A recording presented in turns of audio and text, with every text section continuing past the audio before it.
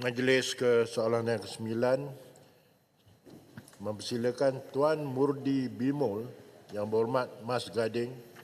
Terima kasih Speaker. Soalan saya nombor 9. Yang Berhormat Menteri Pendidikan Tinggi untuk menjawab. Terima kasih Tuan Datuk Yang di-Pertua. Terima kasih kepada Mas Gading tentang soalan yang telah diberikan. Datuk Yang di-Pertua, Kementerian Pendidikan Tinggi sentiasa berusaha memastikan pengoperasian institusi pendidikan tinggi swasta IPTS yang berdaftar di bawah Kementerian Pendidikan Tinggi mematuhi Akta Institusi Pendidikan Tinggi Swasta 1996, Akta 555 dan peraturan-peraturan yang berkuat kuasa di bawahnya melalui pemeriksaan secara berkala. Sekiranya terdapat penemuan ketidakpatuhan dalam pemeriksaan pengoperasian oleh IPTS kepada Akta 55 tersebut, tindakan susulan akan dipanjangkan untuk kertas siasatan, dibuka, seterusnya dikenakan tindakan pendakwaan selaras dengan Akta 55 jika didapati bersalah.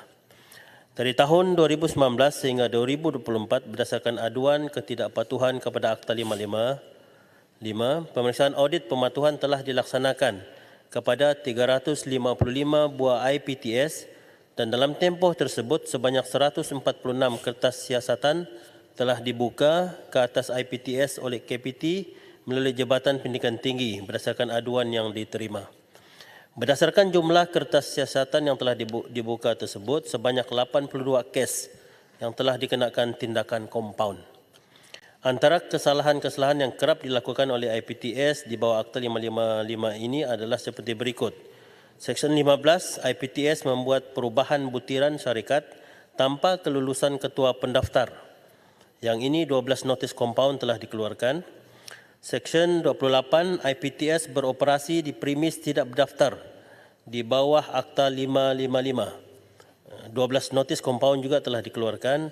Dan Seksyen 81, tenaga pengajar yang mengajar di IPTS tidak memiliki permit mengajar yang diluluskan ketua pendaftar. Yang ini 47 notis kompaun telah dikeluarkan. Secara tuntasnya, kementerian ini sememangnya memandang serius sebarang isu melibatkan IPTS. Sekiranya orang awam mempunyai sebarang aduan berkaitan IPTS, aduan boleh disalurkan menerusi sistem pengurusan aduan awam SISPAA untuk tindakan pihak kementerian selanjutnya. Sekian, terima kasih. Soalan tambahan Yang Berhormat Mas Gading.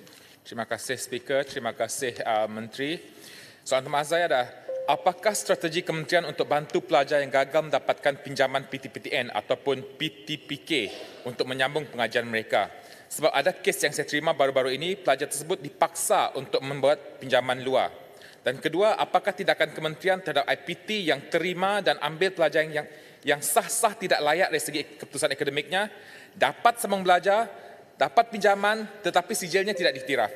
Yang kedua, ada pula kes dapat sambung pengajian, dapat pinjaman tapi gagal tamat pengajian, lepas itu berhutang PTPTN. Jadi kes ni banyak jadi mangsanya pelajar-pelajar di luar bandar. Jadi mohon pencerahan daripada pihak kementerian. Yang Berhormat Menteri Pendidikan Tinggi. Okey, terima kasih atas soalan tambahan Mas Gading.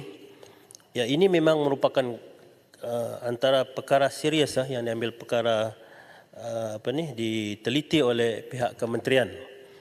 Mengikut rekod kita pada tahun 2023 di Universiti Awam saja sebanyak 593,101 pelajar yang mendaftar dan akhirnya ada 24,296 ataupun 4.1% yang tercicir dan tidak dapat menamatkan kerjayanya. Dan hasil daripada penelitian ini antara sebab yang menyebabkan ialah yang disebut oleh Mas Gading tadi, yang tidak dapat membayar yuran dan juga masalah kewangan. Dan oleh itu KPT kita ada beberapa skim yang kita tawarkan kepada pelajar-pelajar berkenaan. Saya minta pelajar-pelajar tersebut boleh menghubungi bahagian hal ehwal pelajar masing-masing. Antaranya program sulung, seperti yang saya selalu sebut, program sulung ini adalah untuk anak-anak sulung, terutama golongan B40. Cuma pastikan bahawa CGPA-nya 3.0, baru dia layak. Dan ini anak sulung dalam keluarga yang baru masuk universiti. Dan selain daripada itu, kita ada Yayasan Perkasa Siswa yang kita tubuhkan pada tahun 2021 dan yang ini akan mengurus kebajikan pelajar dalam pelbagai bentuk bantuan. Baru-baru ini juga kita telah memberi komputer kepada pelajar-pelajar yang kita kenal pasti dan juga bantuan one-off kepada pelajar-pelajar yang memang amat memerlukan dan juga keperluan orang-orang pelajar kurang upaya. Jadi maknanya dalam kementerian ini kita cuba memastikan bahawa jangan ada pelajar-pelajar yang tercicir.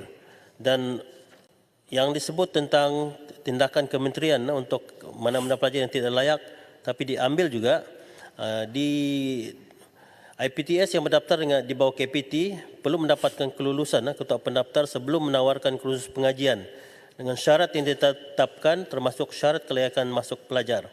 Jika terdapat aduan IPTS berdaftar mengambil pelajar di bawah syarat, ianya merupakan suatu kesalahan di bawah Seksyen 40 Akta 555. Dan untuk tahun 2024 sebanyak 28 notis kompaun yang dikeluarkan kepada IPTS kerana kesalahan ini. Okey, terima kasih.